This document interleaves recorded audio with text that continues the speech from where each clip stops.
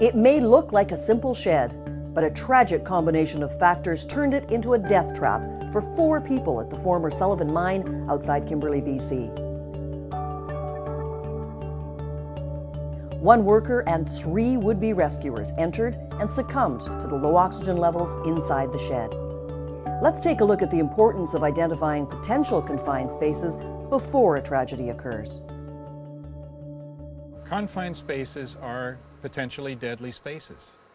People may not realize the kinds of accidents that could happen if they go into these areas without being properly prepared.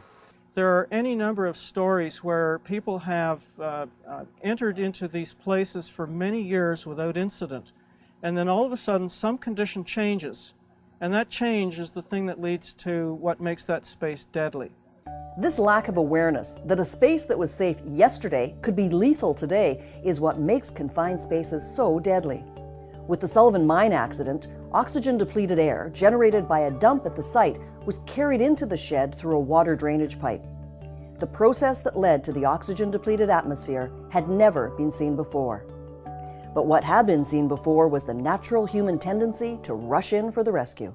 One of the real problems that we have with confined spaces, and particularly with rescue, is that when a worker goes down into a confined space, into a barge or a hole or a sump, and you're there with that worker, and you see that worker fall down to the bottom of the ladder, your first reaction is to go in and help them out. You want to go down that hole, and you want to grab your buddy out, and you want to haul him out and put him out on the deck and do whatever needs to be done with him. You want to go down that ladder and save that guy's life. In Kimberley, 3 of the 4 people who died were trying to perform rescue. There was another incident a few years ago in a winery in the Okanagan. One man became stuck headfirst in a tank with a low oxygen concentration. To free him, a worker pushed him all the way into the tank and then jumped in to rescue him. Both men died as a result. So there are some things that just may not be recognizable as confined space issues, and you have to be very, very careful to assess the risk and take your precautions. They may seem kind of overkill in some cases. For example, testing for oxygen before you go into a shed may seem like overkill to some people. But the one time that shed has a low oxygen content, that monitor, that testing is going to save your life. The accidents that we know about, that we read about in the paper, are highly unusual events. This kind of thing occurs in caves, it occurs in industrial facilities like this one, it occurred in Kimberley with the mine tragedy there, it occurred in a well pit in Alberta where 2 kids died. The family had entered that well pit for 25 years without incident. Something happened, something changed, and that one-time change then led to the conditions that became lethal. So what can you do? Identify the confined spaces in your workplace, learn to work safely, and, unless you are properly trained and equipped, never attempt to rescue.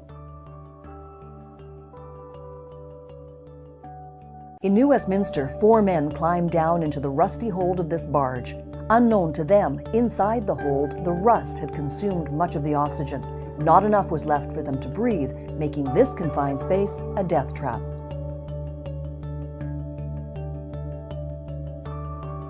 But there are ways to make confined spaces safer. Located along the Sea to Sky Highway, the EPCOR water remediation plant cleans heavy metal runoff from an abandoned mine site. The facility contains at least 6 different types of confined spaces. Here at the EPCOR Water Treatment Plant at Britannia Mine, we have several different confined space, ranging from sludge-filled tanks to turbine buildings with low oxygen. We also have manholes. We have clarifiers and reactor tanks and various other chemical tanks. And several of those require that we follow confined space entry procedures. We have regulations that are intended to have people recognize that these spaces are a problem. You have to essentially go out and identify the spaces in your property or in your plant.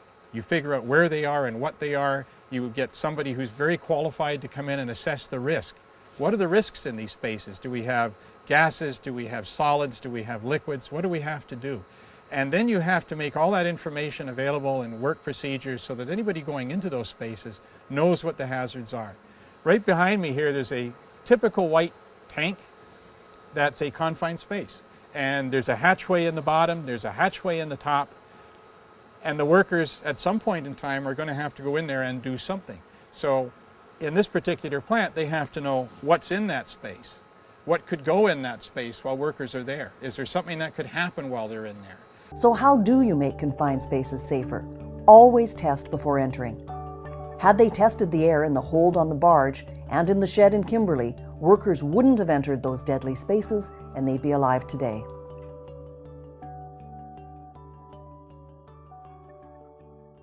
It happened in a vat at a winery in the Okanagan, in a shed at a mine in Kimberley, and in the rusty hold of a barge in New Westminster. Each time, workers died when they entered a confined space with not enough oxygen to breathe. Even worse, rescuers who tried to save them also perished. Incredibly, about 6 out of every 10 people who die in confined spaces are would-be rescuers. This sobering reality means that for any work around a confined space, there has to be a rescue plan that's tested and ready in advance. A rescue from a confined space is, in most cases, a body recovery. You're going in to pick up somebody who has died as a consequence of an exposure to a toxic atmosphere or low oxygen. It's a real problem. Can you hear me? Can you move your feet? I can see a foot. Can you wiggle it for me? Try and move that foot a bit. Okay, patient's unresponsive. Rescue 1, let's get ready to go. Rescue 1, ready to go. If you follow the procedures, you have a proper confined space entry program.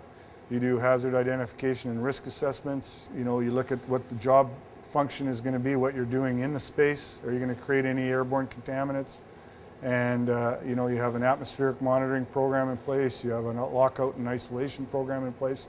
If you do all those things to mitigate the hazard to the worker, you probably shouldn't end up putting a worker in a potential rescue situation. But you always have the medical component. Somebody has a heart attack or a medical problem within that space. How are you going to get them out of that space? And who's going to do it? Most modern fire and rescue departments have some technical rescue capability, a skill that requires constant training and practice. That being said, industry must take responsibility for assessing risk and preparing to deal with it. Industry used to say, well, we'll call 911 if the event, some jurisdictions, some municipalities don't have that capacity. Some fire departments are small and they don't have a confined space rescue capability within their department, so just calling 911, it doesn't cut it anymore for a rescue plan. We train right now. Last year our team documented 5,400 man hours of training for that year. The key point is competency. Is that team capable, equipped, and able to perform a rescue? And a rescue doesn't mean that you have a tripod sitting here and you got a winch. It means, you know, you need to have a plan in place and you need to practice that plan and that you can actually extricate somebody out of that space. Human nature is such that we assume things are reliable and predictable, but when it comes to working in a confined space, the dangers are often invisible. Response time is critical, but so is ability. The path to hell is paved with good intentions, and these people go in and they try and rescue and they end up being victims themselves.